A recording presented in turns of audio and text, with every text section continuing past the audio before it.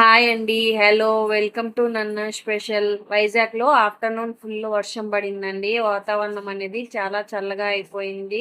So, time 5 అయిపోయింది. మా వాళ్ళు ఏమైనా స్నాక్ లాగా వేడి వేడిగా చేయమన్నారు.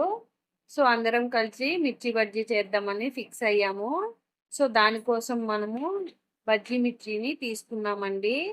దీంట్లో స్టఫింగ్ కోసం మనము కొంచెం 2 టేబుల్ స్పూన్ వాము, కొంచెం చింతపండు ఇలా రోట్లో ఏసి మెత్తగా దంచుకొని ఇందులోనే కొంచెం సాల్టు, కొంచెం వాటర్ యాడ్ చేసి పేస్ట్ లాగా చేసి పక్కన పెట్టుకోండి. ఇప్పుడు మిర్చీలన్నీ కూడా ఇలా కొసలన్నీ కట్ చేసుకొని ఇలా మిడిల్‌కి ఇలా చాక్ పెట్టి ఒక గీతలాగా కట్ చేసుకోవాలండి. మిర్చీస్ అన్నీ కూడా ఇలా కట్ చేసుకొని లోపల సీడ్స్ అన్నీ కూడా తీసేసేయండి. లోపల సీడ్స్ అన్నీ కూడా ఇలా ఏలు సహాయంతో నీట్‌గా సీడ్స్ అన్నీ తీసేసి మనం నానబెట్టుకున్న వాము పేస్ట్‌ని ఇందులో స్టఫింగ్ చేసేసుకోండి. ఇలా లైట్‌గా పూస్తే సరిపోతుందండి. మిర్చీస్ అన్నీ కూడా ఇలా లోపల స్టఫ్ చేసి పక్కన పెట్టుకోండి.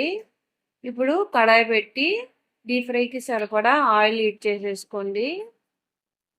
ఇప్పుడు బజ్జీలేసే పిండి కోసము 2 బౌల్స్ శనగపిండి, దాంట్లో 1 టేబుల్ స్పూన్ సాల్ట్, కొంచెం సోడా ఉప్పు, కొంచెం కారం యాడ్ చేసి ఈ పిండంతా కూడా తగినన్ని వాటర్ వేసుకుంటూ దోస బ్యాటర్ లాగా పిండిని కలుపుకోవాలండి. మరీ దోస ప్యాటర్న్ అంత పలుచగా కాకుండా ఇదిగోండి ఇలా కలిపి పక్కన పెట్టేసుకోండి.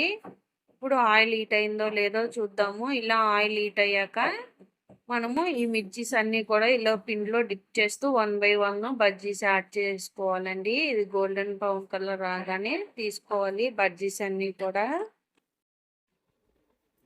ఇలా అన్నీ కూడా తీసుకుంటూ మళ్ళీ 1 బై 1 ఫ్రై చేసుకుంటూ మిర్చి బజ్జీస్ అన్నీ కూడా యాడ్ చేసుకోవాలండి. అంతే అండి. ఎంతో టేస్టీ అండ్ ఈజీ అయినా మిర్చి బజ్జీ రెడీ అండి. మీరు కూడా ప్రతి ఒక్కరూ ట్రై చేయండి. ఎలా కుదిరిందో కామెంట్ చేయండి.